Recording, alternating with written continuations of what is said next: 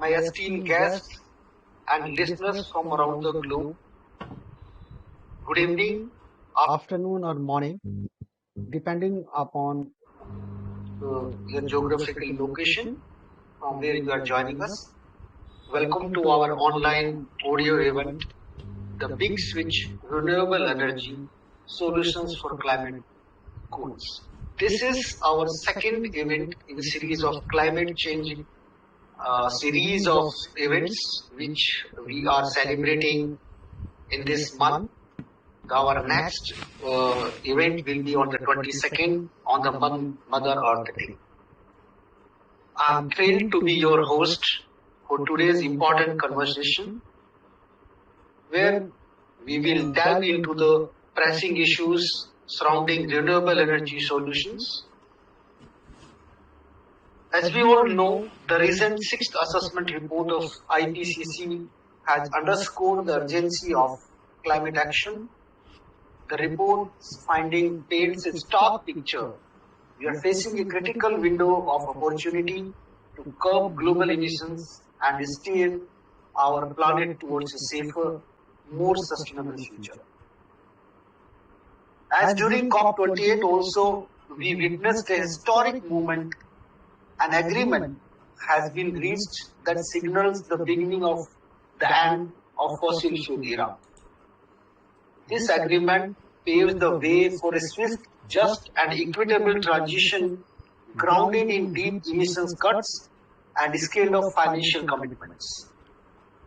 But as we embark on this transformative journey, we must also we must not forget the stark realities on the ground. Energy production and consumption, driven predominantly by fossil fuel, which accounts for nearly 2/3 of the global greenhouse gas emissions. And yet, shockingly, at least 1/3 of the global population still lacks access to clean cooking fuels and the new technologies. This lack of access not only perpetuates cycles of poverty and gender inequality, but also denies millions the basic benefits of modern energy services. Even if we talk about the Sustainable Development Goals, which sets a clear mandate to ensure access to the affordable, reliable, sustainable, and modern energy for all. Friends, today we are honored to be joined by esteemed panelists, experts from the diverse backgrounds and regions, including Africa, who will share their insights, experiences, and solutions towards achieving this critical goal. Together, we will explore how we can overcome the challenges, seize the opportunities, and work collaboratively towards a more sustainable and equitable energy futures for all. Before going forward, let me introduce my panelists.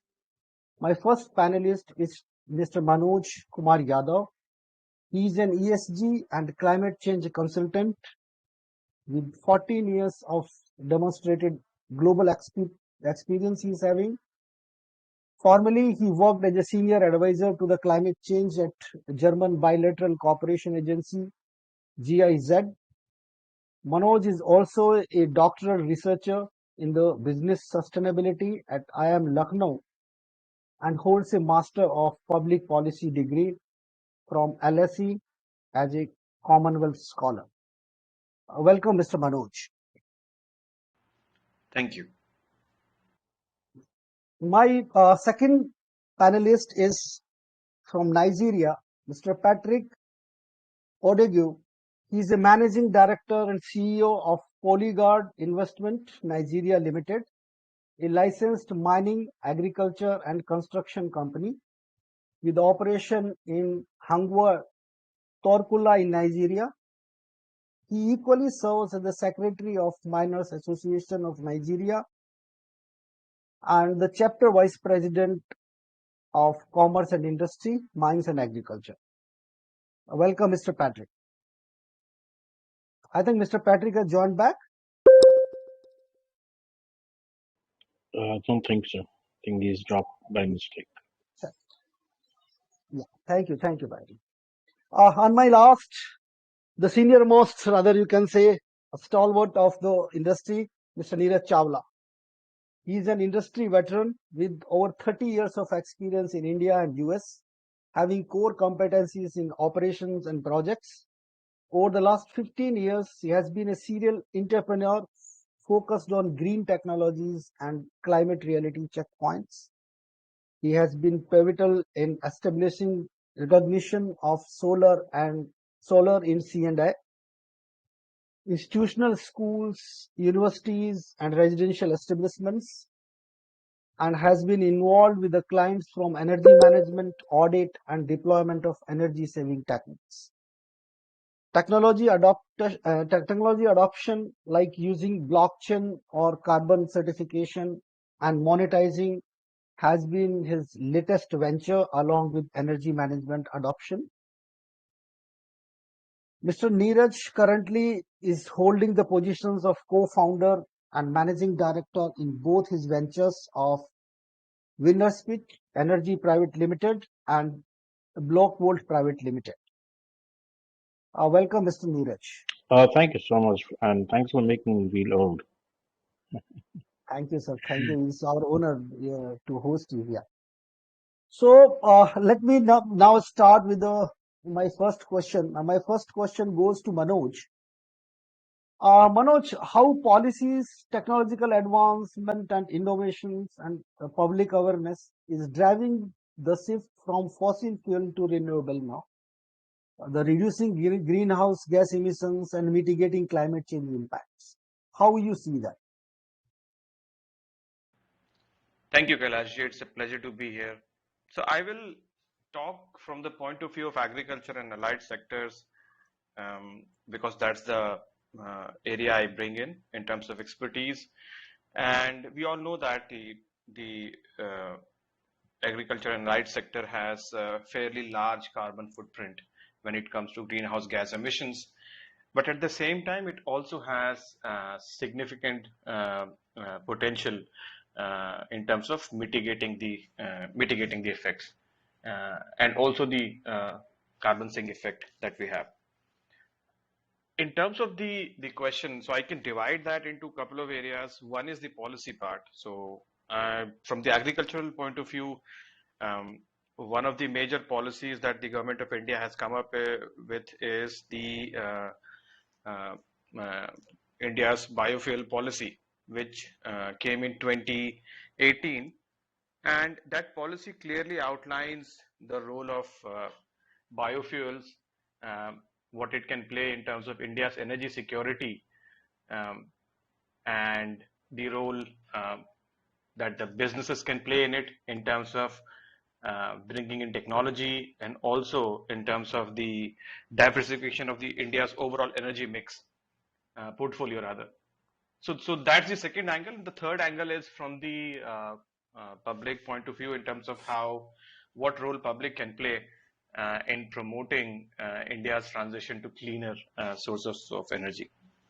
So I can talk about the biofuel, role of biofuel in India's renewable energy transition. So Yeah. we know that the biofuels are derived from biological materials, and agriculture is a major source of biomass, and it's a significant component of renewable energy solutions in the renewable energy solution mix. Um, and this is a sustainable sort of alternative to fossil fuels, and offers a huge potential to reduce the greenhouse gas emissions. It also reduces India's dependence on imported oil. And I think given the conflict in Ukraine and in the Middle East, we know very well that the volatility in the oil market has increased.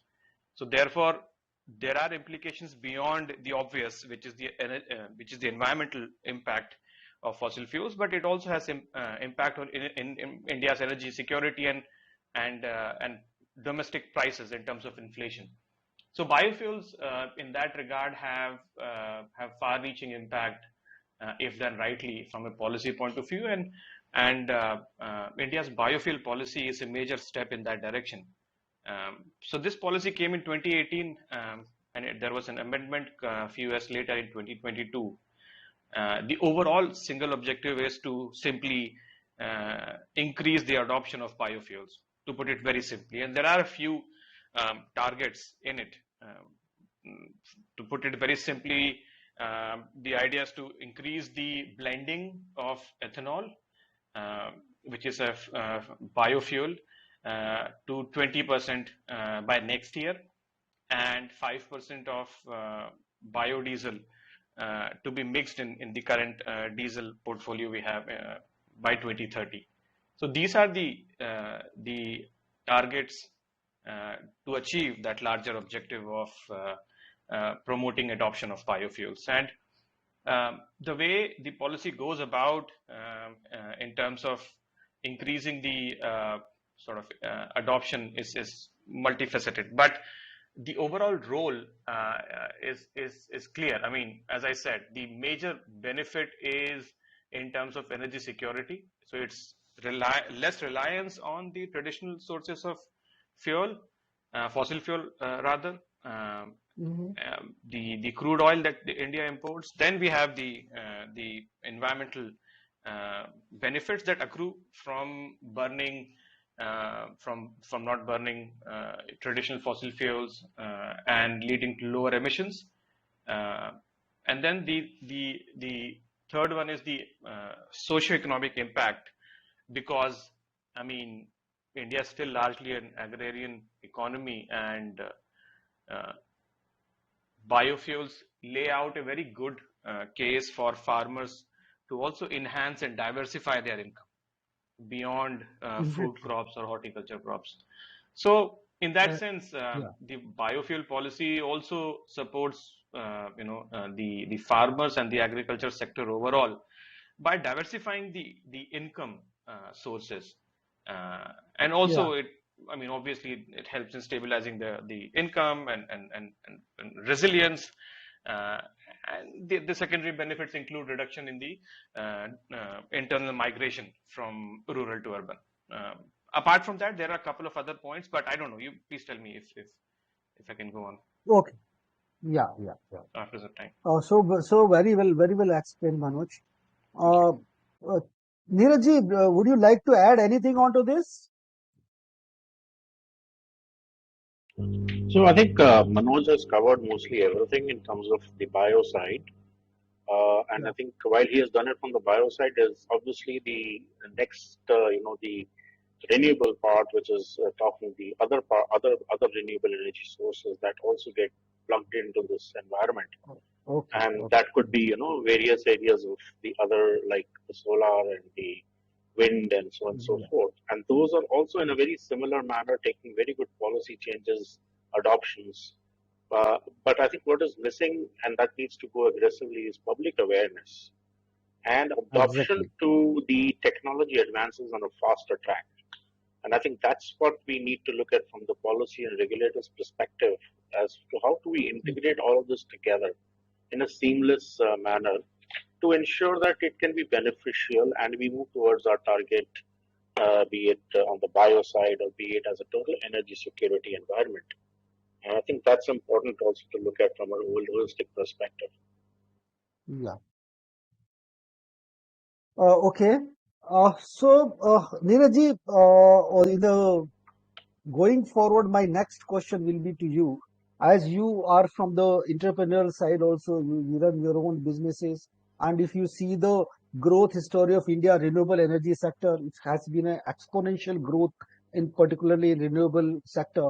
This surge signifies a pivotal shift towards sustainable energy sources, fostering the economic development and social empowerment nationwide. How renewable energy initiatives create value for the businesses and to the communities as large? So that's a very, very detailed question. And I think that's something which one needs to look at it not just from a small perspective or just as an organizational perspective. I think it's a much bigger problem, if I may call it, which has been resolved. And while we I talk think, about, yeah, sorry, Neeraj, sorry to intervene. There is some, I think, some audio problem. Can you fix it? is this better? Or it's with me only? I don't know exactly. Yeah.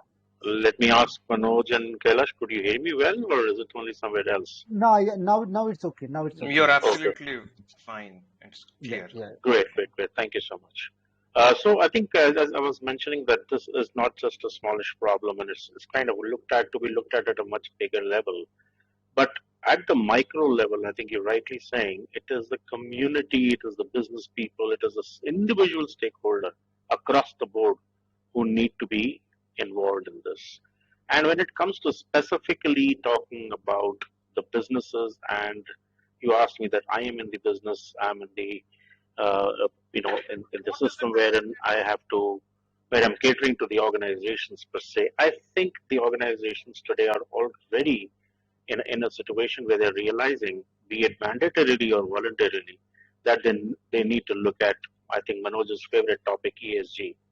So while we talk about all of these integrations, I think both ESG as well as the environment around ESG has multi areas that one needs to look at. And I think again, technology adoption is one such major area in the under the ESG belt. And while ESG has another area called the carbon footprint, both these two go hand in glove. And both of these need to be adopted simultaneously by organizations, not just one off. Some people say, let's do one called solar, it's a low hanging fruit. Well, I don't disagree, but is that the only answer? Answer is no. I need to go along energy management. I need to see an audit environment. I need to see how much I'm saving in my energy on my machine shop floor or even otherwise in my building management. I need to see whether my, as an individual or as a corporate, as employees, how much I'm catering towards the contribution towards climate change and how much can I bring down the carbon footprint. So there's a lot of technology and a lot of integration that is emerging into the system, which needs to be well looked at by organizations and adopted. And that's what exactly what we are actually into. And we are trying to promote people awareness right from last yeah, maybe 15 plus years to understand how these technologies can actually bring up a better futuristic environment to live for the next generations. yeah, yeah. Thank you, Neeraj. Thank you very much. Sure. Patrick, am I audible, Patrick? Patrick is Very back, I think? audible. I can hear you loud and clear, very clear. Yeah, yeah. Okay, okay. Apologies, my Patrick, network just disappeared. We are using the Airtel here, so it just completely disappeared. no issue, no issue, was Patrick. So, Patrick, terrible. can you add from the Nigerian perspective how the renewable energy initiatives are creating value for the business and the community?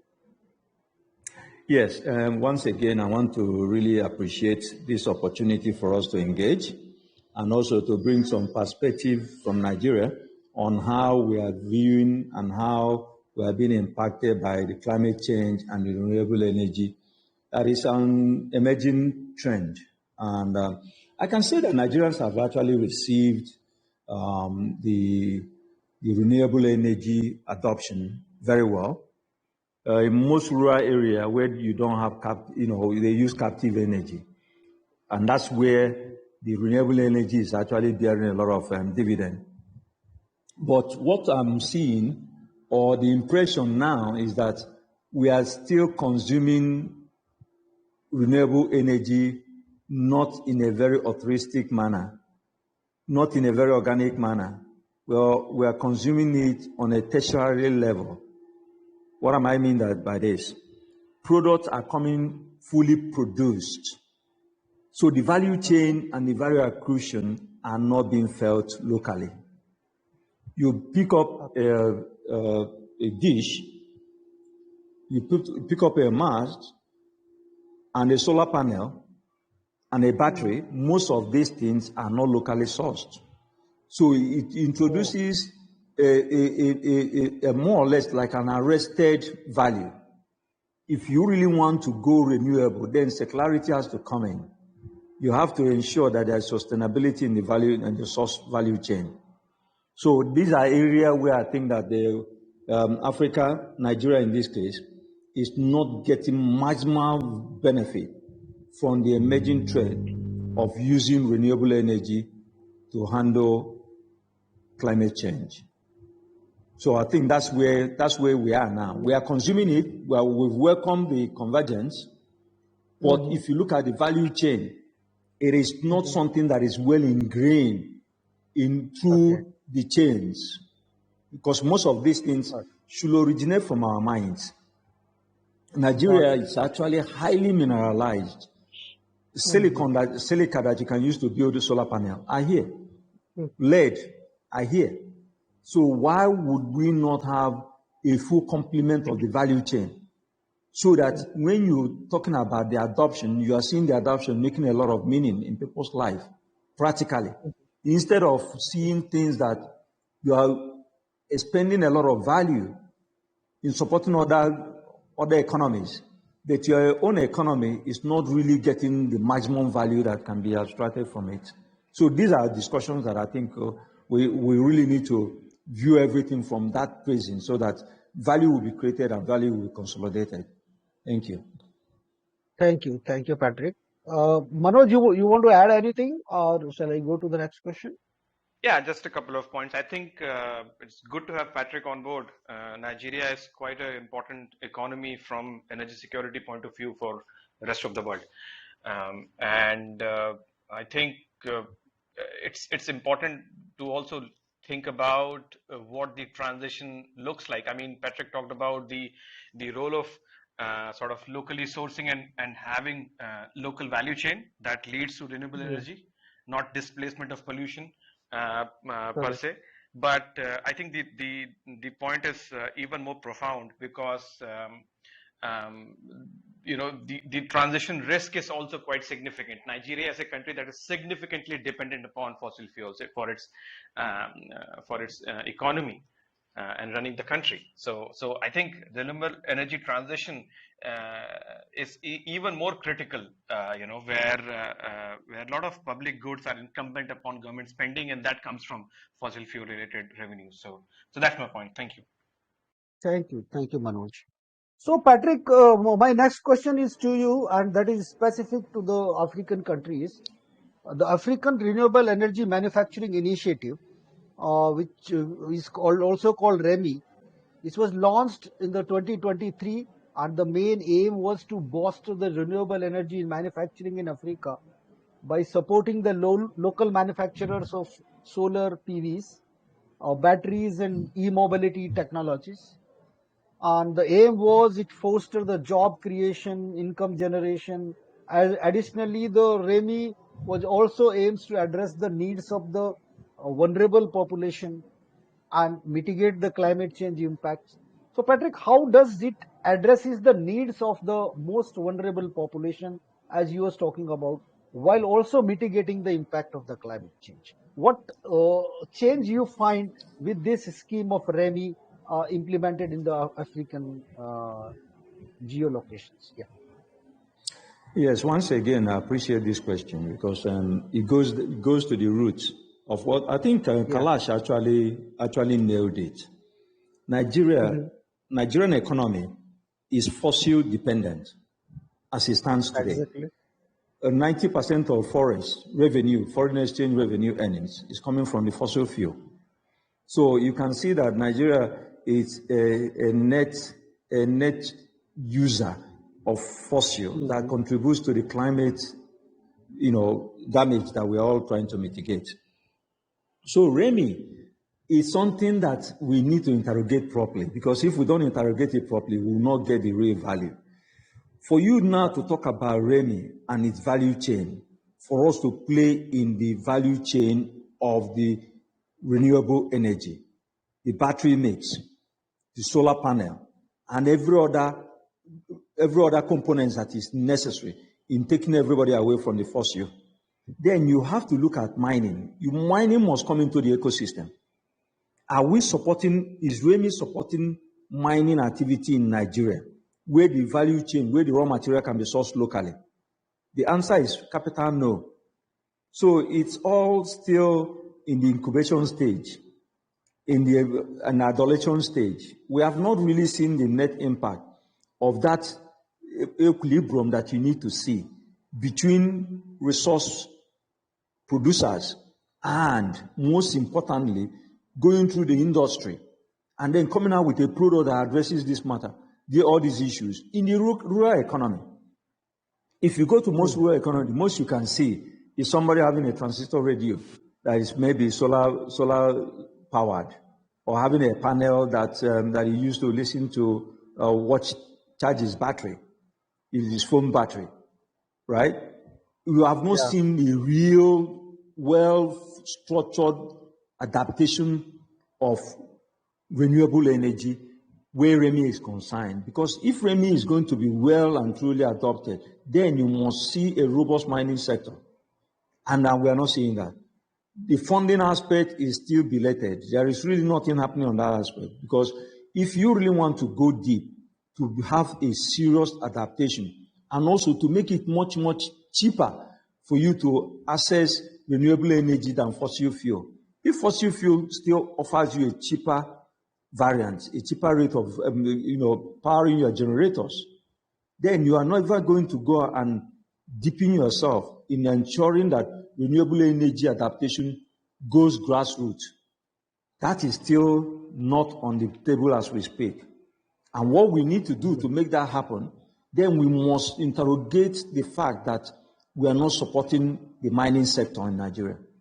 Mining sector must come in and be supported, because without mining, I don't know how you are going to do the conversion.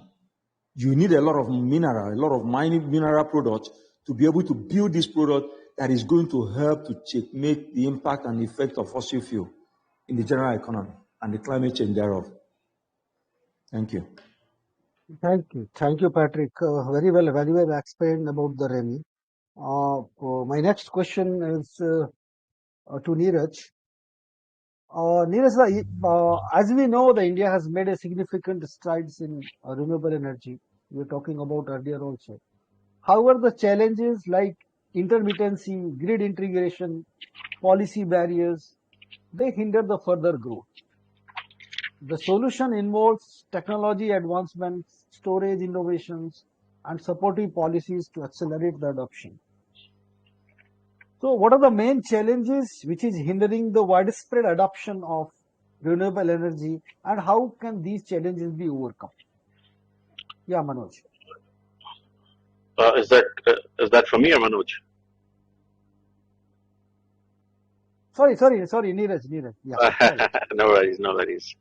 yeah, So I think pretty much the question is really what are the challenges, if I heard you correct, across the widespread adoption of these various renewable energy adoption situations across with the intermittency and grid integrations, then infrastructure constraints, the policies across with that, and so on and so forth. So I think while the policies are happening, it's definitely going to be taking time and shape.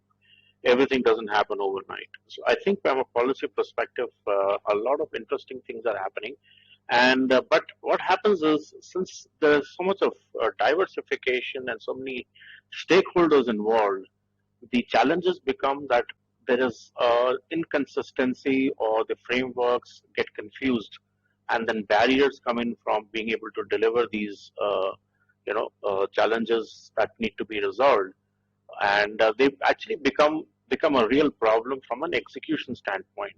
So what the solution to that is, actually, when the policies are being made, they should also give harmonized regulations to facilitate project development, as well as streamline permitting, the processes which are underlining these from an integration perspective of the various stakeholders. Could be the discoms, could be the local renewable energy departments from the state-wise, or even at the higher levels of the RECs and so on and so forth. I think the brainstorming needs to go at a central level, and then adopted universally, not individually. That's some of the areas that in the policy that need to be looked at, in my opinion. And again, when it comes to policy deployment, especially when you talk about larger projects where the challenge actually gets into the land usage, So availability of land becomes a big challenge. So we have, as developers, have been kind of looking at this when it comes to some of these major tenders when they say go find the land for yourself. Wow, I think that's the biggest problem down there. So that needs to be looked at from a very major, construct role from developing. Then, of course, when you talk about land availability, the land which is available is, for example, the farmer land. Now, that is a deterrent in itself, right? These are obviously environmental challenges. So, we need to look at identifying certain of these lands, certain of these areas, which are far better for a hybrid environment versus just the solar or kind of an environment of that sort. However, all this put together again becomes a big challenge in terms of your interconnectivity across available within the urban as well as the challenge to reach the rural areas, right? So these are Exactly. certain areas that one needs to really address as go forward, and the solutions are available. It's not that the solutions are not there. Solutions are definitely there. And finally, I think we need to be actually looking at getting the biggest barrier out, and which is interrelated to the demand, and that is financing these projects and a cost competitive environment to be able to truly finance and deliverable as an outcome from every stakeholder at the highest level, be it the country, from an energy security perspective, or an individual who's actually going to be utilizing it. So, in all of this as a mix, I think we need to really kind of resolve. And the solutions are there, but they are piecemeal as of this right now, and they need to be integrated well. Thank you. Thank you. Thank you very much, Neeraj. So, Manoj, you want to add anything onto this? Shall I repeat the question, Manoj? I think Neeraj has really covered it quite well. So, yeah. Okay, okay, fine, fine. So then again, my next question also will be to the Neeraj, and very interesting question, Neeraj. Ujala Yojana. That's a very famous and very successful Yojana which was there in India, which was replacing the fluorescent lamps and bulbs with LED bulbs. This Yojana was distributed around 368 million LED bulbs, saving around 47.2 billion kilowatt of energy annually and reduce around 38 million tons of carbon footprint per year. This showcasing remarkable energy and environmental achievements. So now another scheme was launched by the Prime Minister. So how does this new scheme, which is called PM Surya Ghar Yojana, Muft Bijli Yojana, contribute to fighting the climate change? Yeah. And Neeraj, could it potentially emulate the success of the Ujala Yojana, which were there earlier, in terms of reducing carbon emissions in India? How do you see this scheme, basically? Interesting question. I think while let me go back to your statement of the LED side. I Yes. think that was an excellent vision and excellent execution. And I want to kind of very specifically mention the teams that were involved were very innovative and very aggressive. And I think we know which teams you're talking about. And those are the guys who actually went literally, home to home, educating people and asking them to change onto the fluorescent, from fluorescent to LEDs and so on and so forth. Yes, major step. Okay, and the next step which you're talking about, Ghar, PM Muft Bijli Yojana. Yes. I am a true believer. There's nothing called free. Okay, while we say it is an encouragement, I think that's how we should look at it, and it certainly will make waves. It certainly will encourage people from the business side. It certainly will encourage people to adopt to it. But truly, I think we need to look at it from encouraging the social and the people around to not look at something called a freebie. That should not be the character. Yes. Okay, Correct. and I think in the recent past, one of our very renowned ministers mentioned specifically to states, look at free, but don't become debt heavy, because you don't want to be getting into debts, right? So I think these are a mixed environment that needs to be looked at. But on the overall, I think as to really hit one does need to encourage. I'm not against subsidies. I'm not against freebies in per se, but on the long run, they're not very happy situation to be in. But what are the challenges really deploying this right now? Let's look at it from a city, let's say, a reasonable B-class city, which has homes which are maybe 30 years old now, Correct. and they are well spread, and they all today have a good amount of energy consuming machines and so on and so forth in every home. So while we are talking about the size of the project at individual home level, 300 units as what it's called, yes, it will get consumed, no denial, and the subsidy is limited to certain levels. What happens after that? And second is, can it be affordable? Which is the bigger challenge beyond the 300 units? Because I'm going to look at a household which has got probably 7 to 10 kilowatts that is required with the kind of growing needs that a household has or an organization has. So that's the challenge one needs to look at. But yes, I think on an overall perspective, it is the right direction. Happy to integrate with such a solution that has been visioned, and importantly, get them deployed, integrated well with the DISCOM, which is very, very big challenge. But I think that needs to be addressed. Okay. Yeah, very well said. And I am also of the view that in place of just Muft Bijli Yojana, it should have been a voluntary Yojana where everybody can participate. But anyway, whatever the scheme is there, it will definitely encourage. I am also of the same view. So, Manoj, you want to add into this question? Yeah, sure, I can add, but there is a hand raised for quite a while. So I think once I finish, please, I request that Sure. Naina, We'll give take me a it. chance to speak. So, I mean, my opinion is fairly straightforward in terms of the success of the previous, the LED bulb Yeah. kind of the Ujala Yojana. I mean, Yes. I do not. I mean, for me, it's a simple energy efficiency issue, because I mean Yeah. the economics is quite in favor of the LED bulb. So that would have happened anyway. The only the great thing about this initiative was that it really compressed in what shorter period of time it managed to achieve the widespread adoption. And that is how it Yeah. links to the adoption, the role of governments in really fast tracking how renewable energy can be adopted quickly. Otherwise, it would have happened anyway over the course of time. So similarly, I mean, I think for other schemes where solar rooftop is being sort of being proposed and being promoted, like PM Surya Ghar Yojana, I think it's important that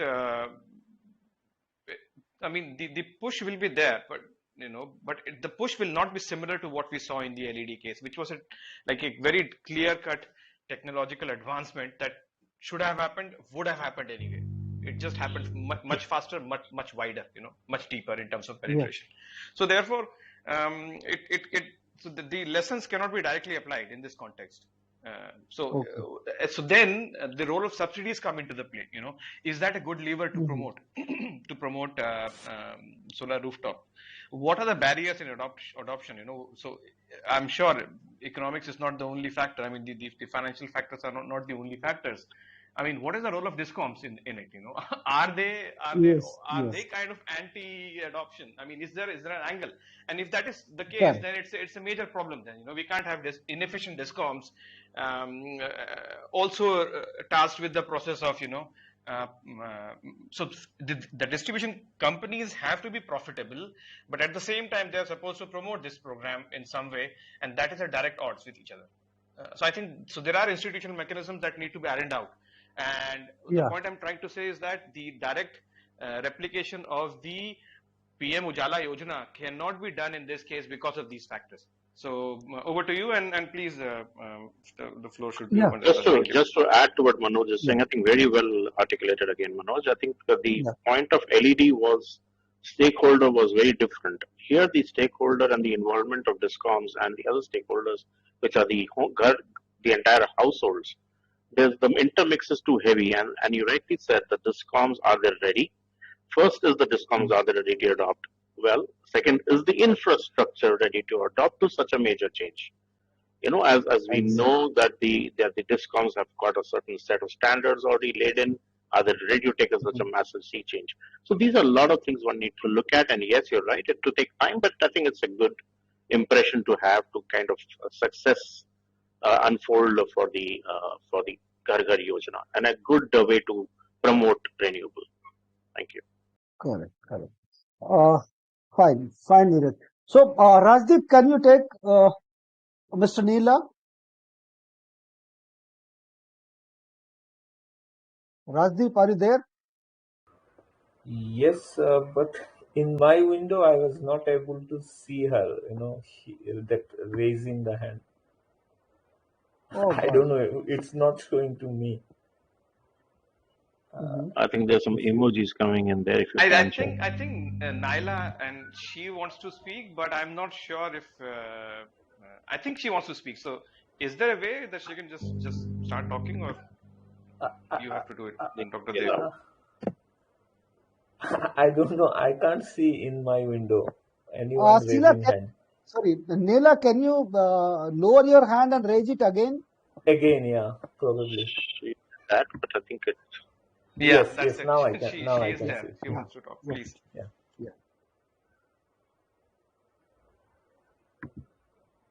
Yes, Yeah, she Neela. is. Yeah. Yeah, she's in, no?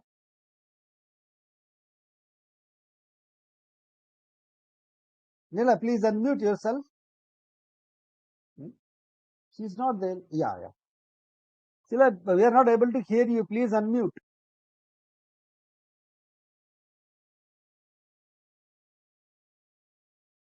Still no. Kailashi, we can continue. And Okay, I think I figured it out. I'm sorry. It took me a little bit. Okay. Hi, Okay, Neela, everybody. it's okay. Very quickly, I would introduce myself and add a little bit about Azerbaijani situation with renewable energy.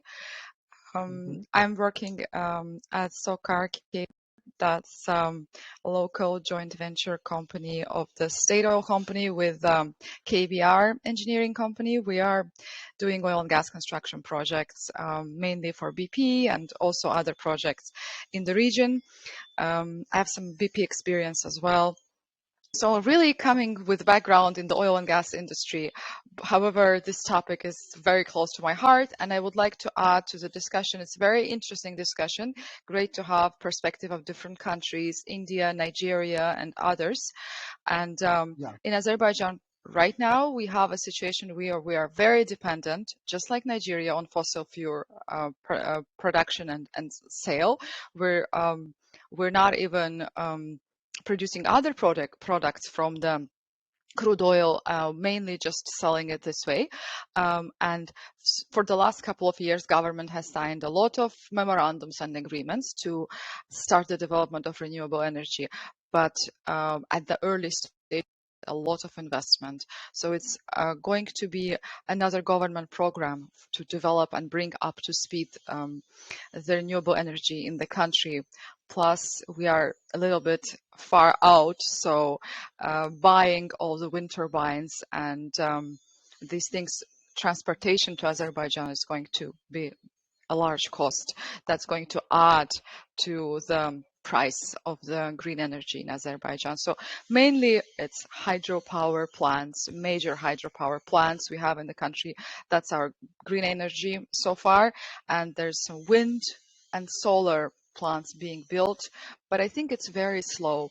Hopefully that COP29 that takes place in Azerbaijan in November of this year will speed up the transition to renewable energy sources. But what I learned doing my master's, during my master's when I was doing research in Europe has reached a very high, especially the Nordic countries and Germany, very high percentage of renewable energy generation amongst their total energy production. It's mainly subsidies, mainly government subsidies. So for the first 10-15 years you have to subsidize this industry, otherwise you do not have much movement. That's all on my part. Thank you very much.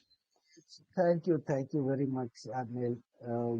To adding the Azerbaijan perspective to it is really eye opener for all of us also.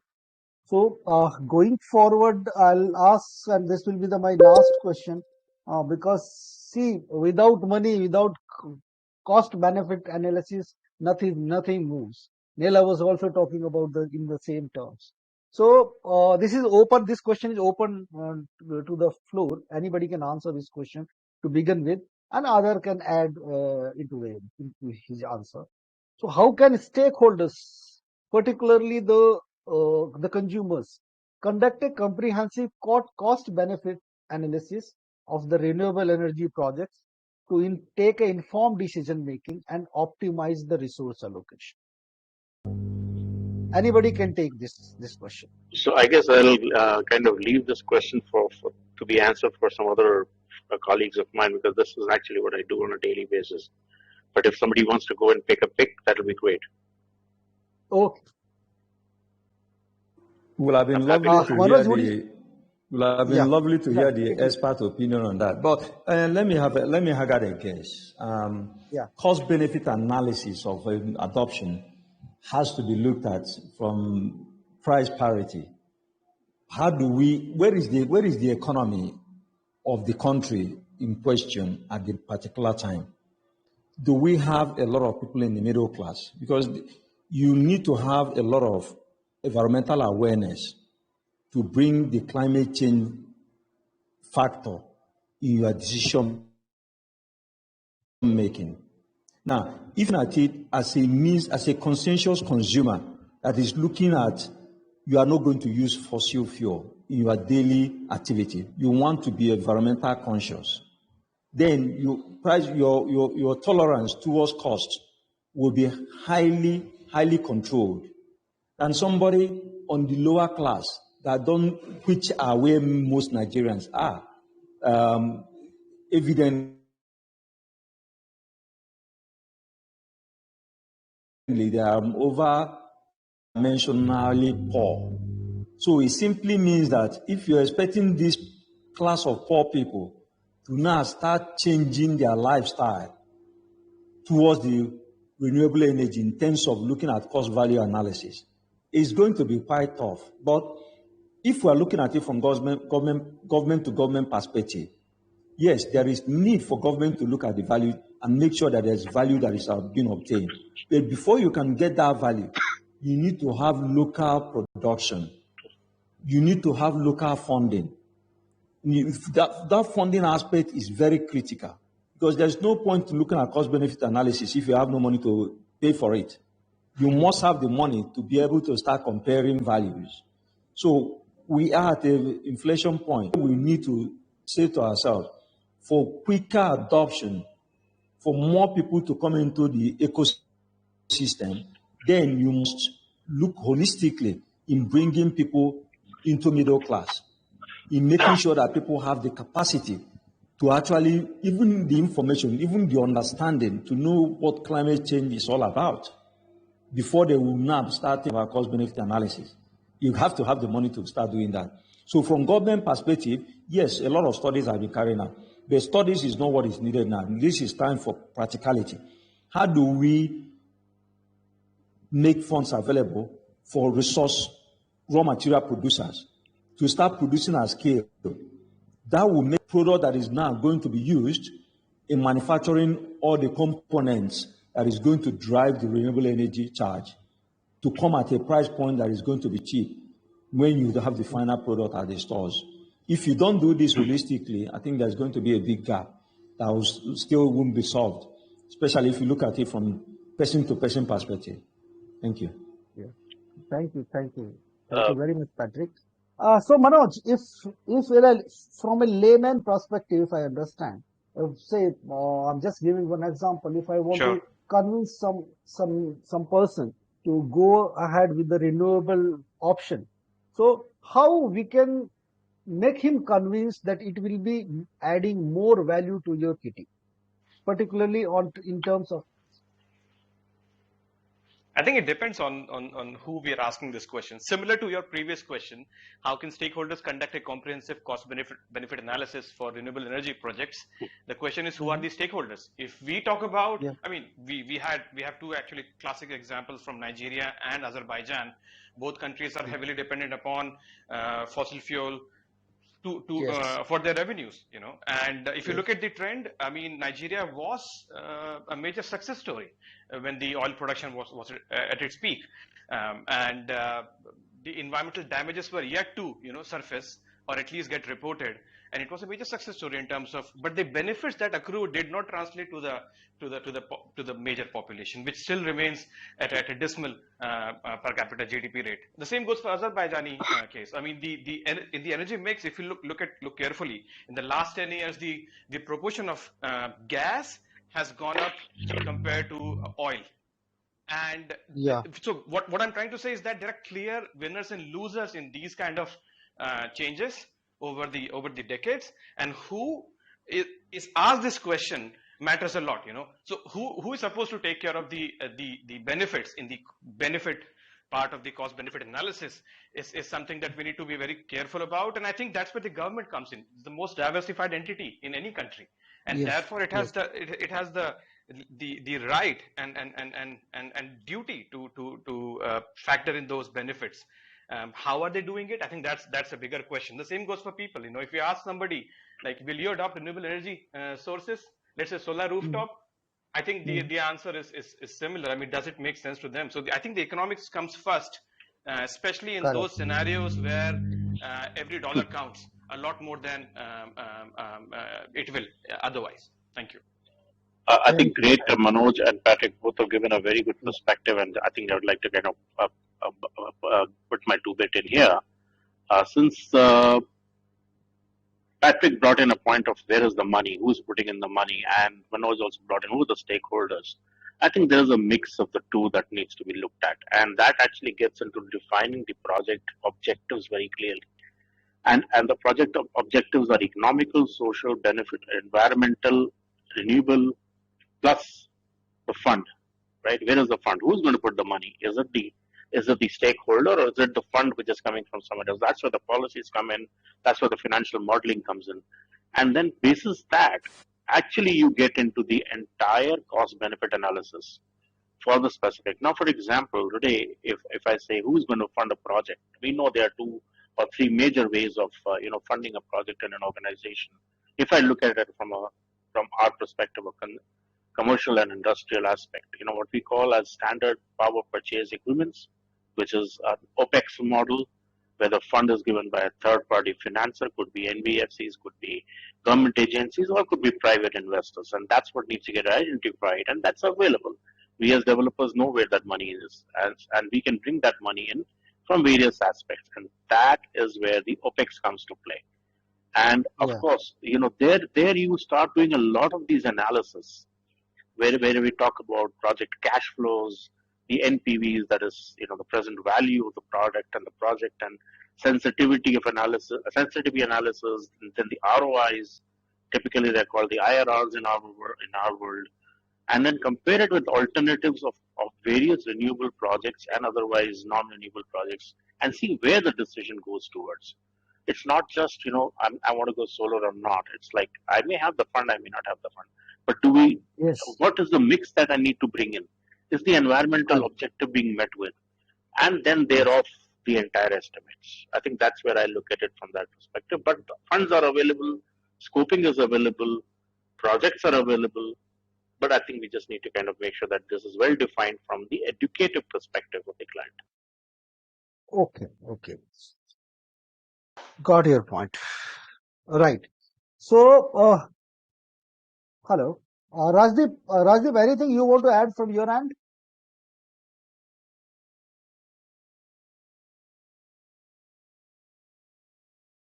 May I add a few words from Azerbaijan perspective? It's Naila here. Yes, Naila, please.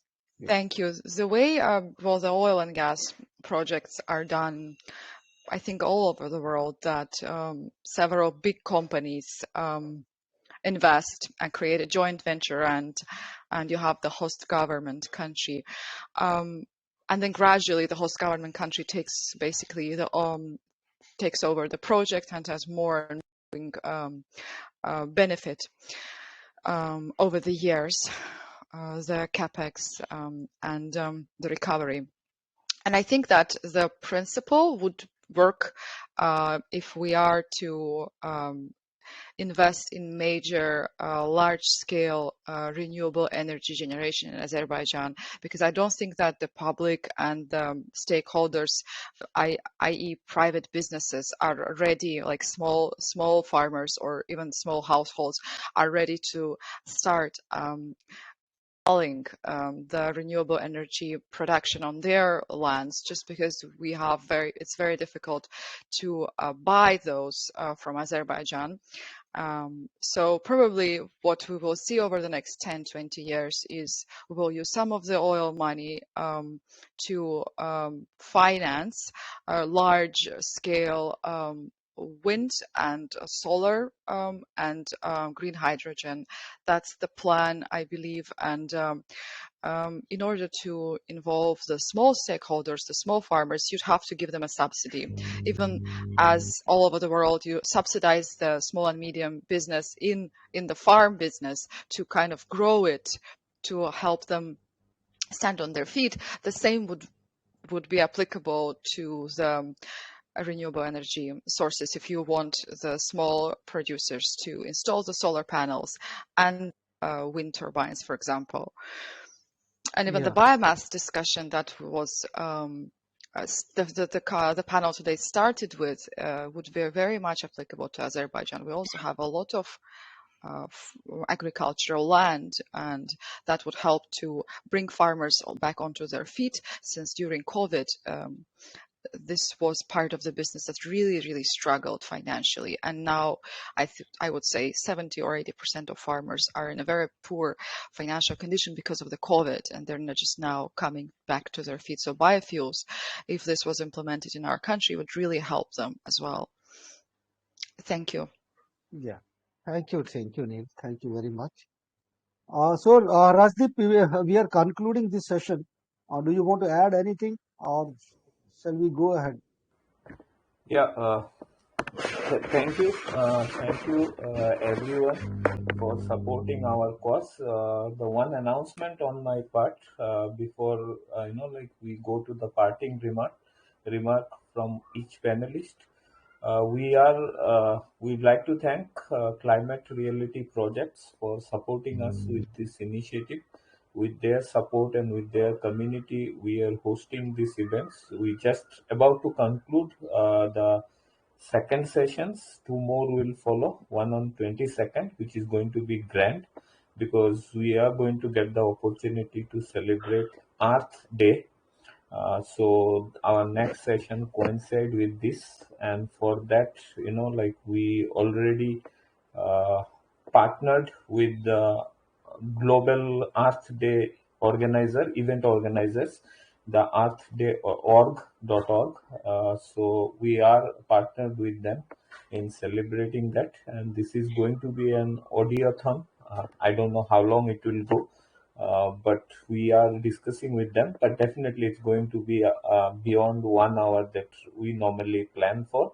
And we request everyone today, whosoever present with us and whosoever is going to listen to this audio podcast in days to come, please be with us on 22nd of April to celebrate Earth Day, so that we can discuss more about our planet and its people. That's it from my end, Kailash. Thank you, Rajdeep.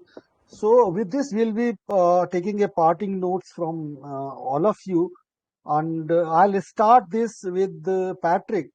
And Patrick, actually, in the earlier sessions also, Patrick had one point of climate justice, particularly with relevance to the African countries.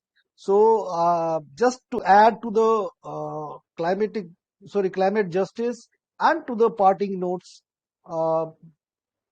stage is yours, Patrick. You can go ahead. Yeah, so very much pleased to have this opportunity for us to engage. When people hear about climate change, It's no longer something that you discuss in a passing shot. It is something that is actually impacting people's lives. Rivers are being flooded, oceans are being flooded, houses are being flooded. So we know that this is real, it's impactful, and it's changing a lot of behaviors. So, but I think that if we look at it intently,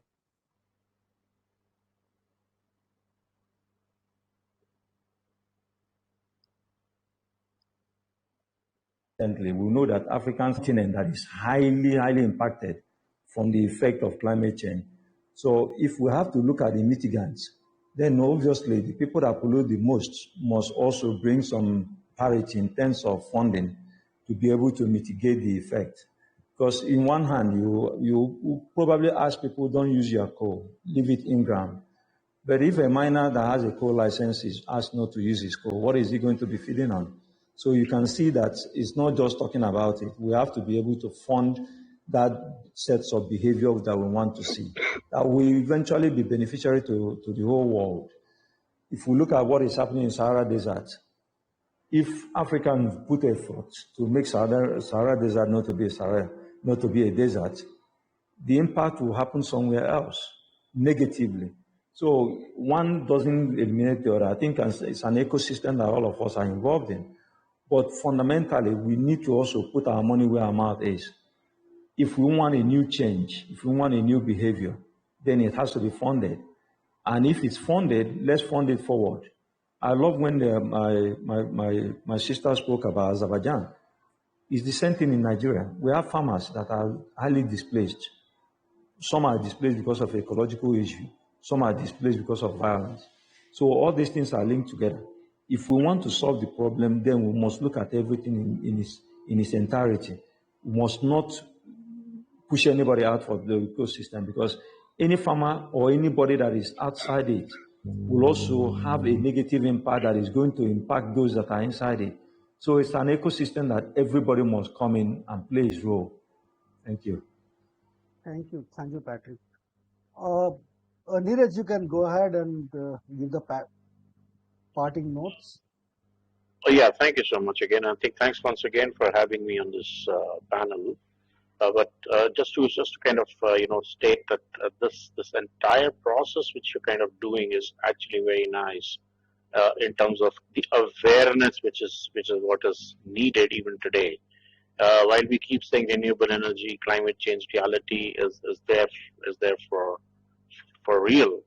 We need to make more and more headway into making people aware of what's truly going to be the negative side of it in case we don't act now. And I think you guys are doing a very wonderful job, and so is climate reality. So I think that's what I look at it. Please continue doing the good input here, and we hope to be integrated more often to give our ideas and thoughts if we can. Thank you. Thank you very much, Neeraj. Thank you very much for the appreciation. Manoj, you can go ahead. I think this was quite an enriching discussion, especially with the Nigerian and the Azerbaijani perspective on board. And I'm really happy to be part of this journey. I really thank Kalaji and Dr. Rajdeep Dev for their time as well. And yeah, thank you so much. Thank you, Manoj. Neela, parting notes from your end.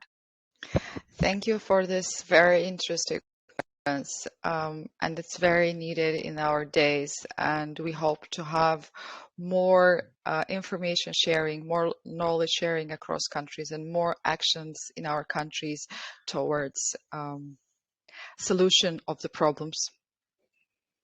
Thank you. Thank you, Neela. Thank you very much. So thank you all my extreme panelists and to all the attendees who were there with us. We are because of you people. I'm expecting you also in our next session, which will be on 22nd on the Mother Earth Day, and that will be a open mic event. Anybody can speak into that. We are not listing the panelists there. Anybody, whoever want to speak about the Mother Earth and his contribution or what he can add to it, to the Mother Earth prevention and to the environmental side, anybody can speak and add value to it. So Looking forward that you all will be joining us on 22nd. Thank you once again. Thank you very, very much.